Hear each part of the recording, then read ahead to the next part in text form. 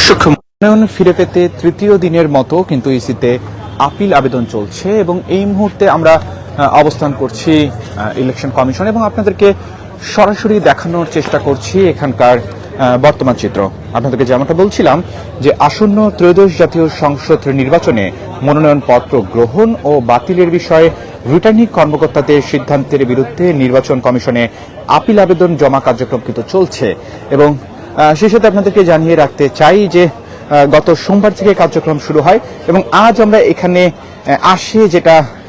দেখতে পেরেছি যে তৃতীয় দিনের মতো আপিল আবেদন জমা নেওয়ার কার্যক্রম চলছে এবং প্রথম দিনে 42টি এবং দ্বিতীয় দিনে 122টি আপিল আবেদন জমা পড়েছে এবং আপনাদেরকে যদি সর্বশেষ বলি যে এ পর্যন্ত মোট আপিল আবেদন জমা পড়েছে 164টি। দর্শক, সম্প্রতি মনোনয়নপত্র যাচাই বাছাই শেষে সংশ্লিষ্ট রিটার্নিং কর্মকর্তারা 723 জন প্রার্থীর মনোনয়ন কিন্তু বাতিল করেন এবং এতে বৈধ প্রার্থীর সংখ্যা দাঁড়িয়েছে 1842 জন এবং ইসি আমাদেরকে যেমনটা জানায় যে মনোনয়নপত্র যাচাই বাছাইয়ে রিটার্নিং কর্মকর্তাদের সিদ্ধান্তের বিরুদ্ধে 2 দিনে মোট 164টি আপিল আবেদন জমা পড়েছে এবং এর মধ্যে মঙ্গলবার 122টি এবং সোমবার 42টি আবেদন জমা হয়। ইসি সূত্রে জানা গেছে যে আপিল আবেদনকারীদের বেশিরভাগই স্বতন্ত্র প্রার্থী, মূলত মোট ভোটারের 1% স্বাক্ষর সংক্রান্ত তথ্যে গরমিল থাকায় এসব আপিল কিন্তু করা হয়েছে এবং আপিল আবেদন গ্রহণের কার্যক্রম কিন্তু চলবে 5 জানুয়ারি থেকে শুরু হয়। কার্যক্রম চলবে 9 জানুয়ারি পর্যন্ত এবং এরপর আপিল শুনানি ও নিষ্পত্তি করা হবে 10 জানুয়ারি থেকে 18 জানুয়ারির মধ্যে। দর্শক, তফসিল অনুযায়ী প্রার্থিতা প্রত্যাহারের শেষ সময় 20 জানুয়ারি এবং প্রতীক বরাদ্দ দেওয়া হবে কিন্তু 21 জানুয়ারি। সেই সাথে আপনাদেরকে জানিয়ে রাখতে চাই যে বহুল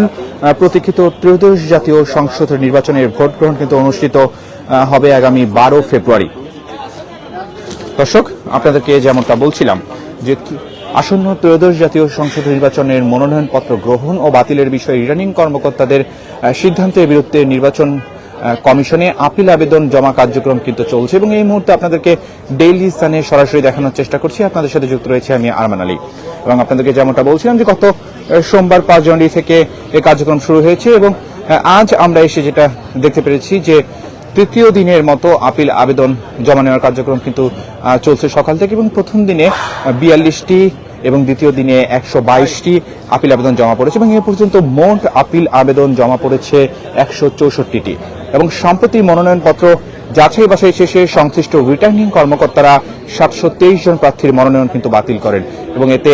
বৈধ প্রার্থীর সংখ্যা দাঁড়িয়েছে 1842 জন এবং ইসি যেমনটা আমাদেরকে জানায় যে মনোনয়নপত্র যাচাই বাছাই রিটার্নিং কর্মকর্তাদের সিদ্ধান্তের বিরুদ্ধে 2 দিনে মোট 164টি আপিল আবেদন জমা পড়েছে এবং এর মধ্যে মঙ্গলবার 122টি এবং সোমবার 42টি আবেদন কিন্তু জমা হয় এবং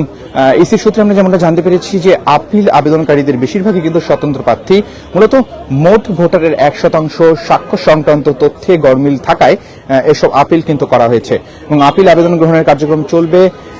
9 জানুয়ারি পর্যন্ত এবং সেই সাথে আপনাকে জানিয়ে রাখতে চাই যে কার্যক্রম কিন্তু শুরু হয়েছিল 5 জানুয়ারি থেকে এবং 9 জানুয়ারি পর্যন্ত কার্যক্রম চলবে এবং এরপর আপিল শুনানি ও নিষ্পত্তি করা হবে 10 জানুয়ারি থেকে 18 জানুয়ারির মধ্যে এবং তফসিল অনুযায়ী প্রার্থিতা প্রত্যাহারের শেষ সময় 20 জানুয়ারি এবং প্রতীক বরাদ্দ দেওয়া হবে কিন্তু 21 জানুয়ারি। দর্শক, বহুল প্রতীক্ষিত ত্রয়োদশ জাতীয় সংসদ নির্বাচনের ভোট গ্রহণ কিন্তু অনুষ্ঠিত হবে আগামী 12 ফেব্রুয়ারি এবং এই মুহূর্তে আপনাদেরকে দেখানোর চেষ্টা করছি যে মনোনয়নপত্র গ্রহণ ও বাতিলের বিষয়ে রিটার্নিং কর্মকর্তাদের সিদ্ধান্তের বিরুদ্ধে নির্বাচন কমিশনে আপিল আবেদন জমা কার্যক্রম কিন্তু চলছে এবং এই মুহূর্তে ডেইলি সানে আপনাদেরকে সরাসরি দেখানোর চেষ্টা করছি এবং দর্শক, সেই সাথে আপনাদেরকে আরেকটি তথ্য জানিয়ে রাখতে চাই যে পর্যবেক্ষকদের আবেগ নিয়ন্ত্রণে সতর্ক থাকার আহ্বান কিন্তু জানিয়েছে নির্বাচন কমিশন। দর্শক, বিগত 3টি নির্বাচনে যেসব নাগরিক পর্যবেক্ষক সংস্থা দায়িত্ব যথাযথভাবে পালন করতে পারেনি তাদের আর পর্যবেক্ষক হিসেবে নিবন্ধন দেওয়া হয়নি বলে জানিয়েছেন নির্বাচন commissioner brigadier general Abul Fazal Mohammad Salauddin এবং আজ সকালে আসন্ন নির্বাচন উপলক্ষে এনজিও ব্যুরোর সম্মেলন কক্ষে নাগরিক পর্যবেক্ষণ প্রক্রিয়া আরো শক্তিশালী করতে নতুন একটি নির্বাচন প্রকল্পের উদ্বোধন অনুষ্ঠানে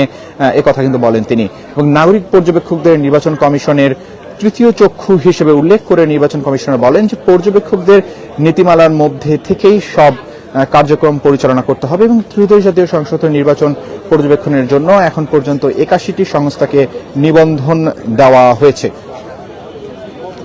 এবং সেই সাথে আপনাদেরকে জানিয়ে রাখতে চাই যে বিদেশি পর্যবেক্ষকদের খরচ দেওয়ার সিদ্ধান্তের কঠোর সমালোচনা করেছে টিআইবির নাগরিক পর্যবেক্ষকদের সব ধরনের সহযোগিতা দেওয়ার আশ্বাস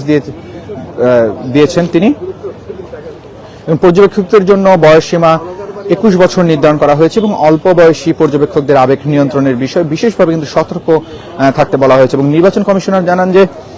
2026 সালের নির্বাচনের আগে আইনি সংস্কার সহ বেশ কিছু সংস্কার হয়েছে এবং অসম্পূর্ণ কাজগুলো সামনের দিনে সমাধান করা যেতে পারে। আসন্ন নির্বাচন নিয়ে প্রত্যাশা অনেক, এমনটা কিন্তু জানান এবং আরো জানান যে অনেকটা পিছনে পড়ে থাকায় ইলেকশন কমিশন এবং পর্যবেক্ষক সংস্থা কিন্তু বেশ চ্যালেঞ্জ মোকাবেলা করছে।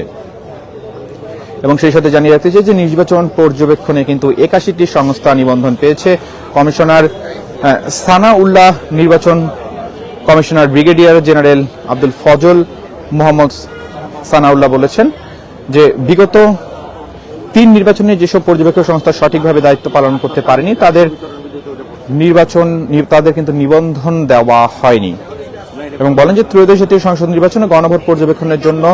81টি সংস্থা কিন্তু নিবন্ধন পেয়েছে। এবং সকালে আসন্ন নির্বাচন উপলক্ষে এনজিও ব্যুরো সম্মেলন কক্ষে নাগরিক পর্যবেক্ষণ প্রক্রিয়া আরো শক্তিশালী করতে নতুন একটি নির্বাচন প্রকল্পের উদ্বোধন অনুষ্ঠানে এইসব কথা কিন্তু বলেন। এবং এই মুহূর্তে কিন্তু আমরা অবস্থান করছি নির্বাচন কমিশনে এবং এখান থেকে আপনাদেরকে কিন্তু সর্বশেষ চিত্র দেখানোর চেষ্টা করছি। এবং আপনাদেরকে যেমনটা বলছিলাম যে আসন্ন ত্রয়োদশ জাতীয় সংসদ নির্বাচনে মনোনয়নপত্র গ্রহণ ও বাতিলের বিষয়ে কিন্তু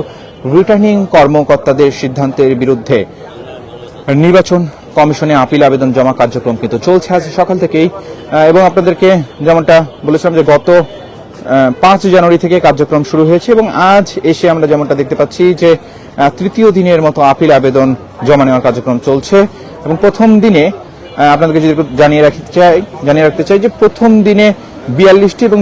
দ্বিতীয় দিনে 122টি আপিল আবেদন জমা পড়েছে এবং এ পর্যন্ত মোট আপিল আবেদন জমা পড়েছে 164টি। এবং সম্প্রতি মনোনয়নপত্র যাচাই বাছাই শেষে সংশ্লিষ্ট রিটার্নিং কর্মকর্তারা 723 জন প্রার্থীর মনোনয়ন বাতিল করেন এবং এতে বৈধ প্রার্থীর সংখ্যা দাঁড়িয়েছে 1842 জন। ইসি জানিয়েছে যে মনোনয়নপত্র যাচাই বাছাই রিটার্নিং কর্মকর্তাদের সিদ্ধান্তের বিরুদ্ধে 2 দিনে মোট 164টি আপিল আবেদন জমা পড়েছে এবং এর মধ্যে মঙ্গলবার 122টি এবং সোমবার 42টি আবেদন জমা পড়েছে। এবং ইসি সূত্রে আমরা আরো জানতে পেরেছি যে আপিল আবেদনকারীদের বেশিরভাগই স্বতন্ত্র প্রার্থী, মূলত মোট ভোটারের 1% স্বাক্ষর সংক্রান্ত তথ্যে গড়মিল থাকায় এসব আপিল করা হয়েছে। এবং আপিল আবেদন গ্রহণের কার্যক্রম চলবে 5 জানুয়ারি থেকে শুরু হয়, এই কার্যক্রম চলবে কিন্তু 9 জানুয়ারি পর্যন্ত এবং এরপর আপিল শুনানি ও নিষ্পত্তি করা হবে 10 জানুয়ারি থেকে 18 জানুয়ারির নিষ্পত্তি করা হবে 10 জানুয়ারি থেকে 18 জানুয়ারির মধ্যে। এবং তফসিল অনুযায়ী প্রার্থিতা প্রত্যাহারের শেষ সময় কিন্তু 20 জানুয়ারি এবং প্রতীক বরাদ্দ দেওয়া হবে 21 জানুয়ারি। এবং সেই সাথে আপনাদেরকে জানিয়ে রাখতে চাই যে বহুল প্রতীক্ষিত ত্রয়োদশ জাতীয় সংসদ নির্বাচনের ভোট গ্রহণ অনুষ্ঠিত হবে আগামী 12 ফেব্রুয়ারি। এবং এই মুহূর্তে আমরা অবস্থান করছি ইলেকশন কমিশন এবং এখান থেকে আপনাদেরকে কিন্তু ডেইলি সানে এখানকার সর্বশেষ সার্বিক পরিস্থিতি দেখানোর চেষ্টা করছিলাম আমি আরমান আলী।